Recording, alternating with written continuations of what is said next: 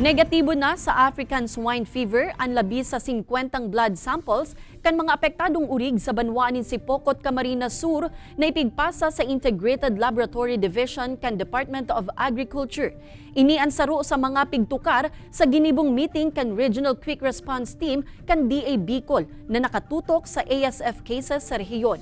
Nobyembre 14 kan mairehistro ang positibong kaso kan ASF sa mga ataman kan sarong backyard farmer sa barangay Tibles, Sipocot. Sa ngunyan nagsasagibo na nin cleaning and disinfection, siring man ang padagos na monitoring as in active surveillance sa apektadong lugar. Pigasi kaso naman kan LGU Sipocot an sa indang reinstatement o pagsairarom na liwat sa pink zone. Pigpapagirumduman ang gabus na hog racers sa rehiyon na dawa mayong huma nin ASF sa indang lugar, padagos man giraray na maglikay.